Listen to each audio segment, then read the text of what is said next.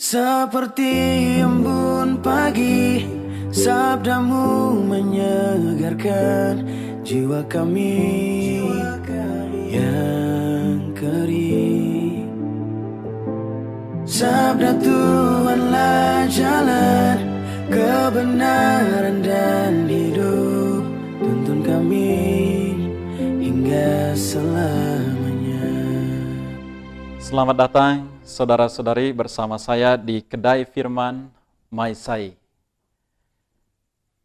Kita akan merenungkan bersama Sabda Tuhan pada hari Minggu 19 Maret 2023. Secara khusus saya ambil dari Injil Yohanes bab 9 ayat 1 sampai 41. Di sana dikisahkan tentang orang buta disembuhkan oleh Yesus. Ketika dia mengalami jamahan Tuhan dalam hidupnya, dia berkata, "Aku percaya Tuhan," dan sujud menyembah dia. Saudara-saudariku yang saya kasih dalam Tuhan, mata adalah jendela bagi tubuh kita.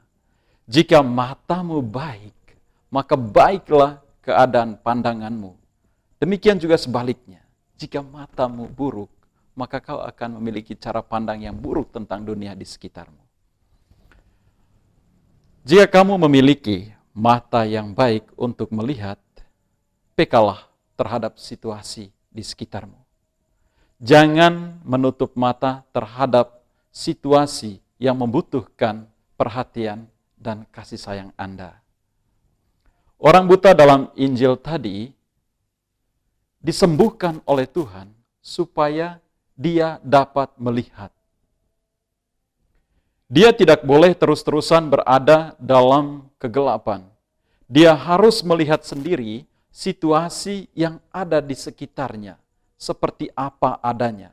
Dia tidak boleh memahami dunia di sekitarnya dari apa kata orang, tapi apa faktanya.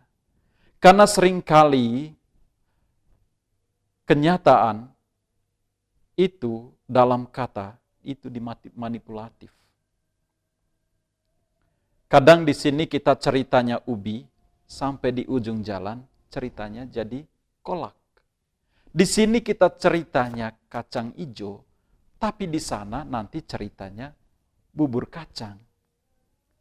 Oleh karena itu, kita tidak boleh menerima gagasan, pesan, atau kata kita telan begitu saja tanpa kita harus mencernanya. Kita harus melihatnya dengan baik dan benar. Saudara-saudari yang saya kasihi dalam Tuhan, ketika bacaan Injil ini diwartakan kepada kita di masa tobat ini, tentu ini memiliki tujuan yang khusus.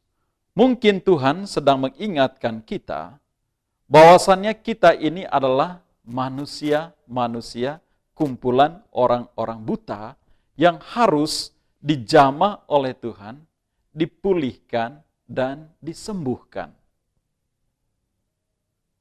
Kalau abu yang kita terima waktu hari Rabu itu dioleskan pada dahi kita, supaya kita bertobat, percaya kepada Injil, terutama supaya akal budi kita itu dicerahkan, dimurnikan, maka baiklah seperti yang dialami oleh orang buta tadi, Yesus harus meludah, membuat lumpur, kemudian mengoleskan pada matanya, dan kemudian dia disuruh basuh matanya itu di kolam Siloam itu. Saudara-saudariku yang saya kasihi dalam Tuhan, untuk memahami Injil Yohanes ini, saya dibantu dengan satu buku yang saya terima dari sahabat saya waktu saya masih kuliah, kurang lebih tahun 2008. Saya membaca bahwa Injil Yohanes itu dibagi dalam dua bagian besar. Khususnya bagian Yohanes, Injil Yohanes yang kita baca pada malam ini dalam renungan ini, itu adalah bagian dari kitab tanda-tanda. Yohanes 1 sampai 12. Nanti Yohanes 13 sampai 20 itu adalah kitab kemuliaan. Nah, kita perlu menangkap tanda apa yang mau diwartakan dari Yohanes bab 9 ayat 1 sampai 41. Pertama, kita mencermati Yesus membuat lumpur dari ludah, kemudian dioleskan pada mata si buta. Di dunia kuno, ludah dianggap memiliki khasiat penyembuhan yang sangat luar biasa, dan itu biasa. Dalam tradisi sinoptik, Yesus menggunakan ludahnya untuk menyembuhkan. Misalnya dalam Injil Markus bab 7 ayat 23 dan bab 8 ayat 23. Tetapi Lukas dan Matius menghilangkan penggunaan ludah ini, barangkali untuk menghindari salah paham sebagai tindakan magis atau sihir. Tetapi Yohanes mempertahankan tradisi itu untuk menunjukkan bahwa Yesus menyembuhkan orang buta itu dengan kuasa yang dia miliki. Tindakan Yesus menyembuhkan orang buta adalah suatu tanda. Makna terdalam dari tindakan itu adalah sang terang sedang datang untuk menghalau kegelapan dunia ini. Seorang manusia buta yang sejak awal mula berada dalam kegelapan telah disembuhkan sehingga dapat melihat terang dengan jelas. Ia mengalami bukan hanya terang fisik, tetapi juga terang iman.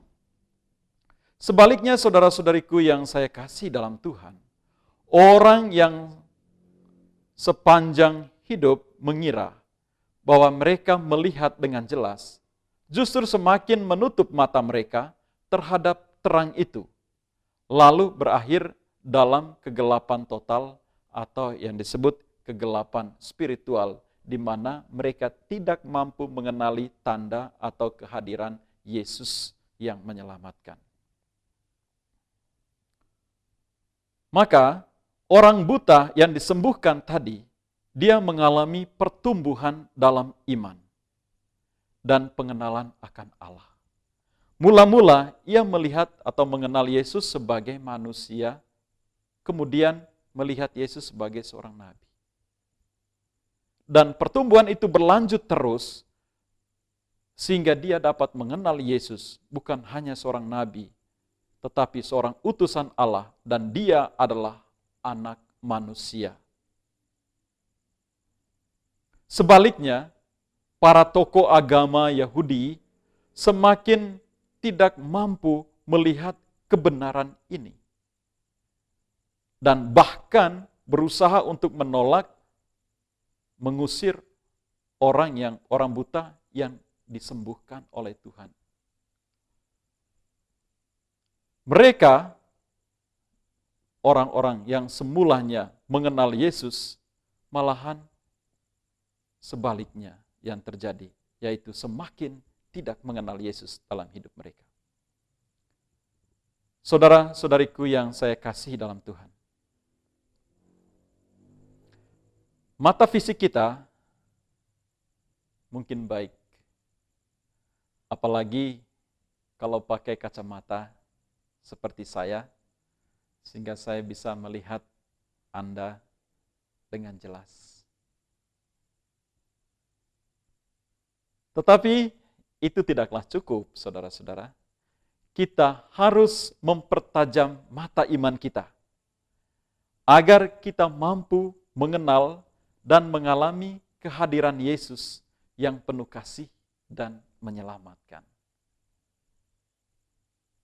Sekali lagi, kita harus mempertajam mata iman kita, supaya kita boleh mengenal dan mengalami kehadiran Yesus yang penuh kasih dan menyelamatkan. Tuhan memberkati kita. Amin. Seperti embun pagi, sabdamu menyegarkan jiwa kami, ya